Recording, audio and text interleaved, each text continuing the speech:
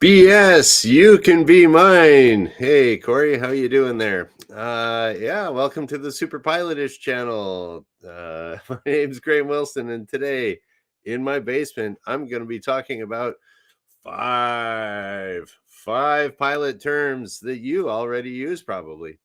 And cool. Yep, so Friday, pretty happy about that. It's always nice to get the weekend going here pretty soon on the superpilotish channel. And yeah, I'll just kind of jump right into it. Well, actually, no, I'll give you a little how did I get this idea story. Okay. So yesterday I was fooling around on my guitar and checking out the YouTubes and all this other stuff. And oh, hey, Dan, nice to see you. And there was I don't know, you know how sometimes like I always forget on YouTube to stop that automatic play the next video thing. And oh, hey, Nefarious. And so it was like I was watching, what was it, Scorpions or something like that, some music video from the 80s. And then it went to Accept. Yeah, Accept, a great German metal band from the 1980s. They might be around still now, but they were playing Balls to the Wall, man. And it was like, yeah, man, cool. So I was thinking Balls to the Wall. What a cheesy tune. I like it. Like it's kind of a cool little rock tune. I might learn how to play it.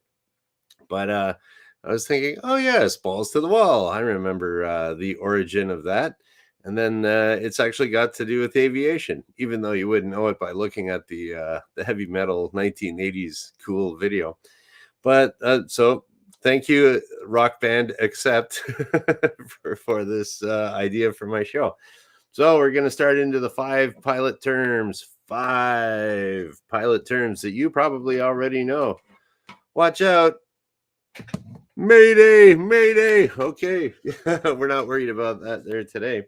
But yeah, so now if you've ever, I don't know, watched those Mayday episodes, it's terrible to watch if you're a non-pilot. It'll make you afraid of flying. Like that's why we kind of don't talk about the bad news on the Super Pilotish channel.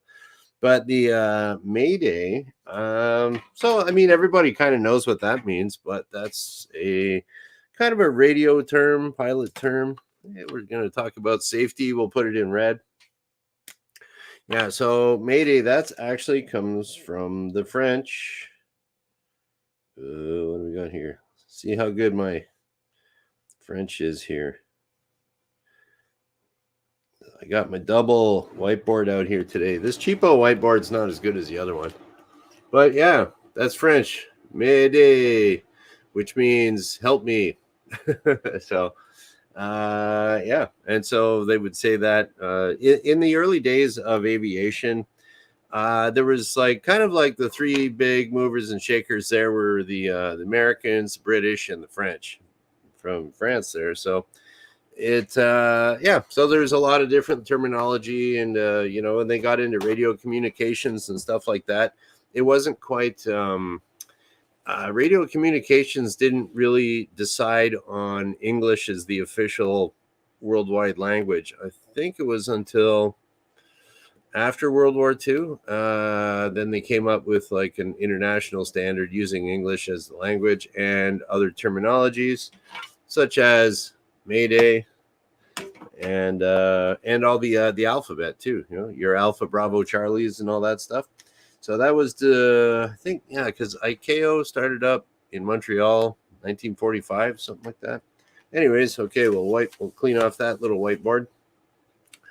Okay, our number two term. I'm also fooling around today. I got some cheapo dollar store markers the other day. $1.25 for these cheapo markers. And, generally I hate buying stuff at the dollar store because it's junk. But I was like, $1.25. If I get a couple shows out of it, I don't know. My other expensive black marker, I still haven't tried recharging that, but it blew up. Oh well, cost of doing business. That's the cost of aviation. It's just you get in aviation, no matter what, you're gonna pay. So okay, my number one is, so this kind of has to do with radio stuff. We're gonna do a nice little segue from radio to radio here. Okay.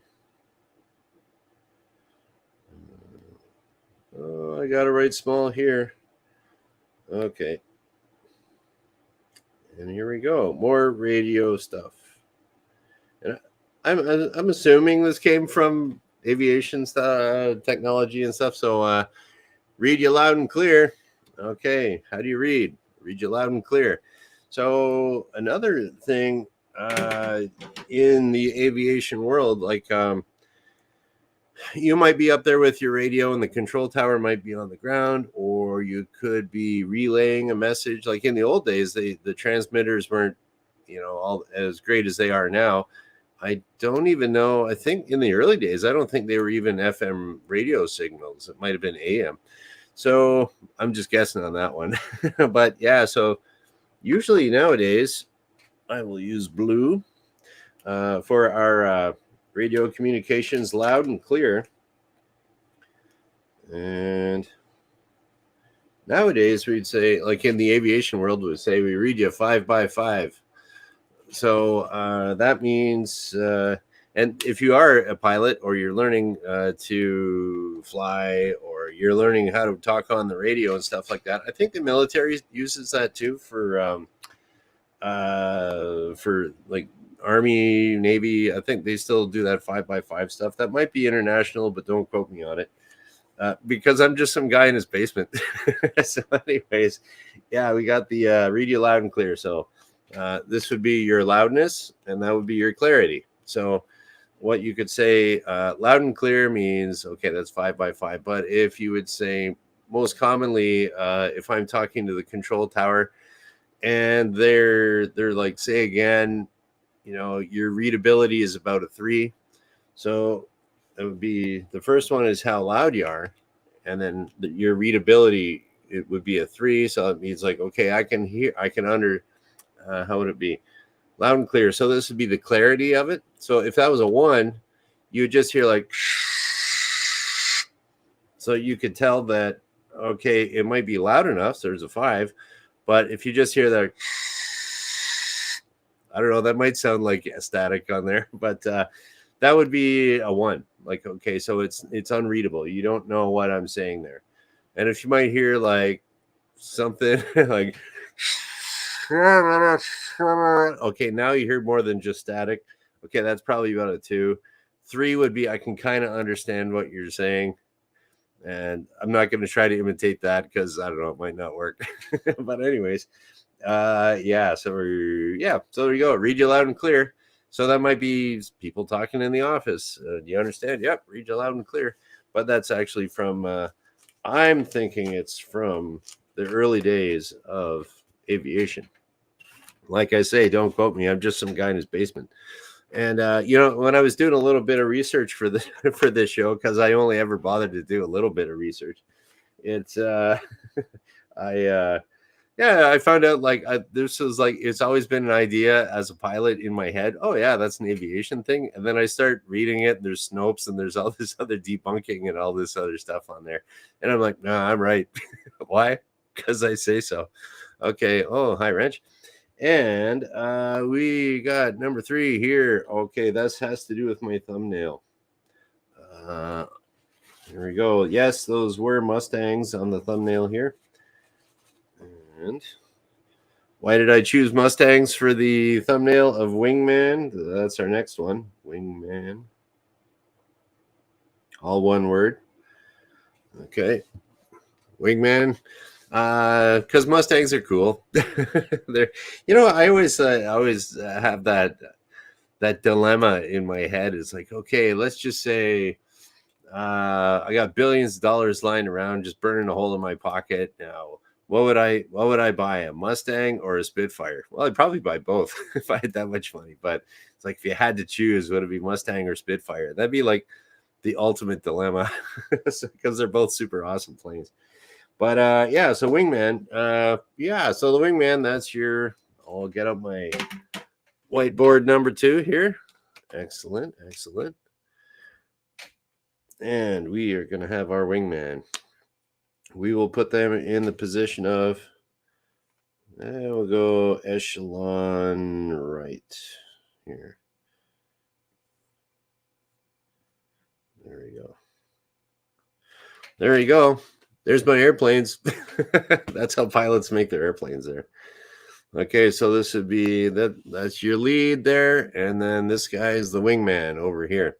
Wingman, that's your lead. So this guy, he just kind of hangs out over here by the tail of this dude and down a little bit, and this guy is following that guy. So and so a wingman, I don't know, I guess most popularly it would be you know Maverick and Goose, and they're going up flying, and then at the end, Maverick and Iceman, they say, "You can be my wingman anytime." Yeah. So the reasoning behind the wingman, well, actually, it's just like an Air Force thing, right? So they figured out when they were doing aerial combat. Most of all those aerial combat maneuvers and everything were figured out in World War One, and so they figured if you got these two guys that are hanging out together, if you got one guy sneaking up on them, then then it's like, okay, you got maybe the bogey is on his 6 over here, and well, you got like he's got 2 targets to shoot down here now, so one of you might get away. And while this guy is shucking and jiving and trying to get away and everything like that, he's looking where he's going. This guy's following him, and he can also kind of keep an eye out on who's following this guy. So it would be, okay, hey, he's at your 3 o'clock, break right, some other cool aviation stuff. I don't know a whole lot about that. But, there's like, if you go into the bar and picking up chicks, you need a good wingman. That's what they say. So anyways, and you never leave your wingman. So you might have heard of wingman here and there. And that definitely, of course, comes from aviation. So, okay, what do we got here? Number 4. Okay, I kind of mentioned this before with the fine metal band, except balls to the wall, man. You got your balls to the wall, man. Rock and roll, man. Germany. Okay. What do we got here? Balls to the wall. Balls to the wall. So that would be if you're going really fast. Oh, I mean, that guy's racing his car, man. He's going balls to the wall.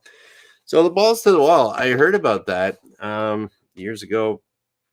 And because I heard, I'm pretty sure this is true, that it was from like a DC-3 back, or was it a C-54 is the military version of a DC-3? I forget.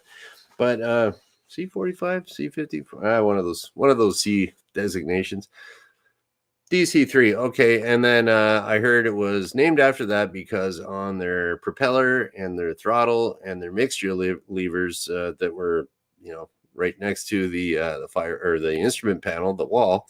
If you're going, they had little balls on the end of these levers, so you can just push them all forward up to the wall. All your balls are going to the wall, and that would be your full power because you have mixture rich, prop fine, and throttle full. And there you go, the balls to the wall. And then, like years ago, I went down to I was out in Newfoundland, way out east in Canada, and there's this really cool museum out there at the right across the road from the Gander Airport. Now, the Gander Airport in Newfoundland, that wasn't it was put in World War II so that they could fly, they could ferry the planes over to Europe, and the planes only had so much range, so they thought Gander would be a good place for that. Because it was kind of inland from the ocean, and it had better weather inland, and they built roads out and big long runways, and it was a good essential part of World War II, Gander Airport. So it's got a bit of aviation history there, and they have a cockpit of a DC-3 in there, and I just kind of stopped in at the aviation museum there. Just driving through, and it's like, oh yeah, there's the balls. So anyways, I guess that would probably be, I think that was even pre-internet that much. No, I guess there was internet, but nothing was Google searchable and image searchable like it was now. And so yep, I have seen the balls to the wall. And that makes sense to me. And I was also reading about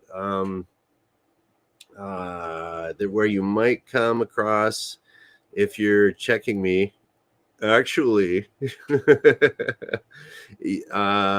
they said sometimes I've read on the interwebs here that the balls to the wall referred to like old steam engines, locomotives, and well, they have like a little governor, so it's these two little balls and they kind of swirl around, and then as they go faster, the centrifugal force pulls those things out, and it makes a valve go up, open up more. When they slow down, it makes the valve go down, so close off stuff, steam. It's some sort of a governor. It's actually the way that a constant speed propeller works in an airplane. But I heard that balls to the wall doesn't have to do with the locomotive because those are two spinning around balls. You would say balls out. Okay. Anyways, we are going. Okay, here's another cool one. A little depressing, I guess. Here's a depressing end to the super pilotish show. Talking about he bought the farm. Bought the farm. Wah, wah. Okay, so there's another one. Bought the farm.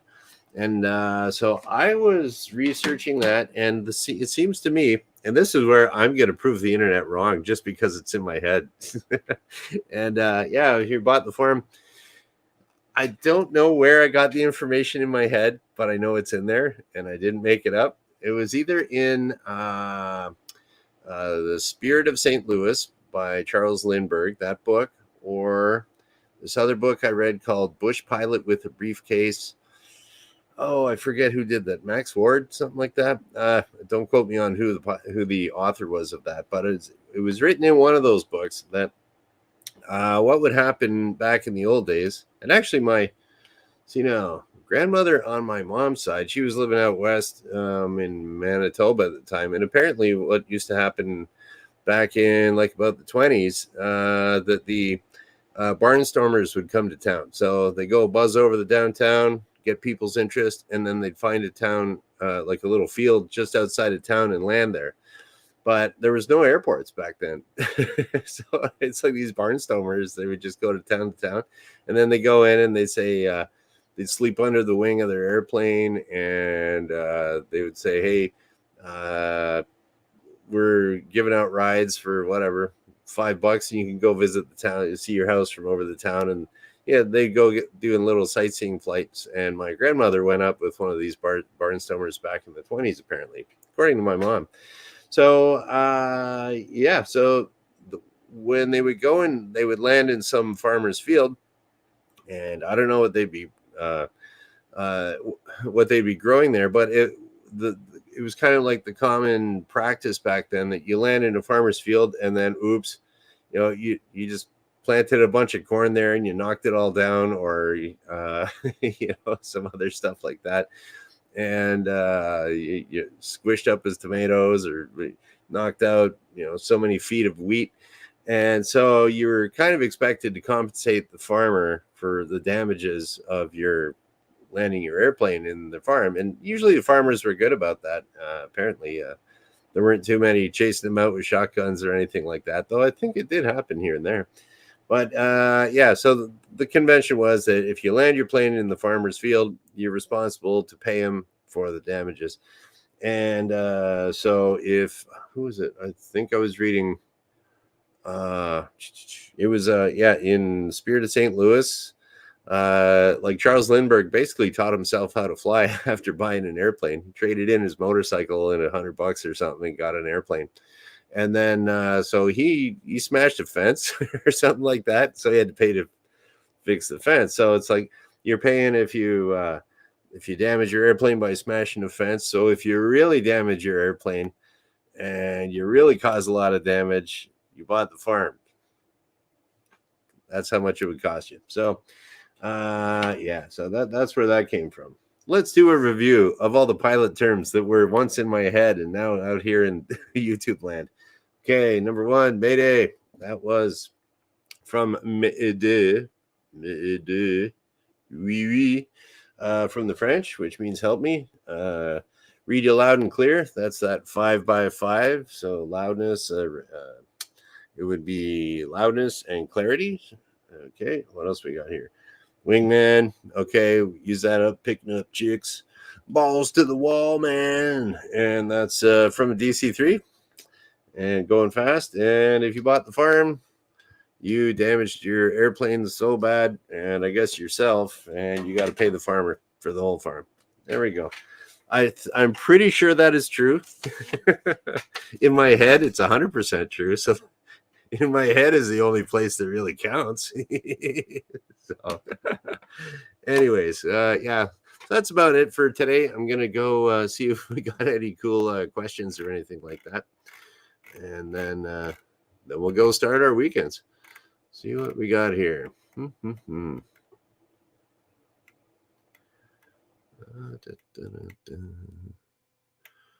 Okay, yeah. So Dan's wondering about the missing red marker. I don't know what happened to it, but I got a red marker now. That's a new one, and I still got my old. I still got to get around to like sort of fixing up, recharging my old black marker over here. I don't know. Might work, might not.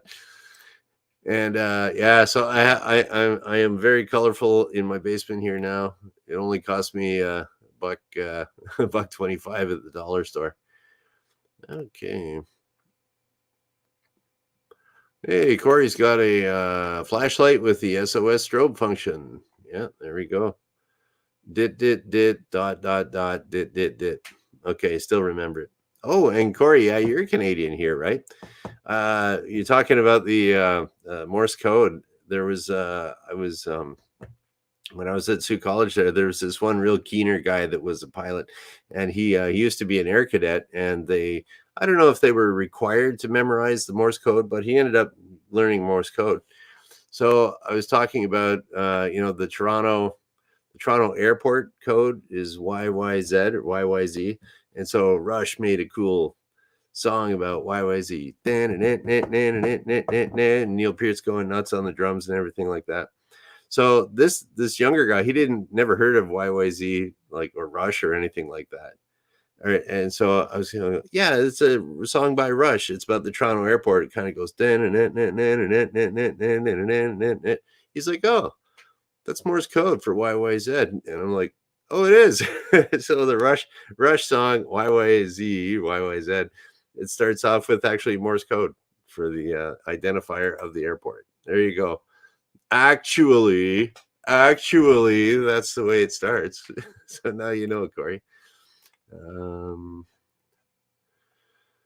Okay, what else we got here? Anything else? Cool. Oh, look at this. We got a snob over here. Wrench is a P-38 guy. Mustang's not good enough for you, eh? It's got to be a P-38, but that's also an awesome airplane. So, all right, what else we got here?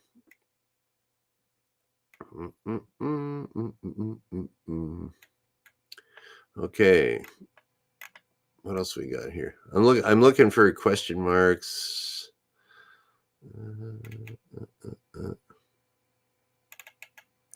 Oh, there's one. Oh, here we go. Do pilots still pay for damaged crops? Out of all the pilots I've known that have landed in fields because of some kind of engine failure or something like that, I don't remember them ever paying anything to the farmer. So, yeah, I don't know. I think one guy ordered a pizza to the farmer's house.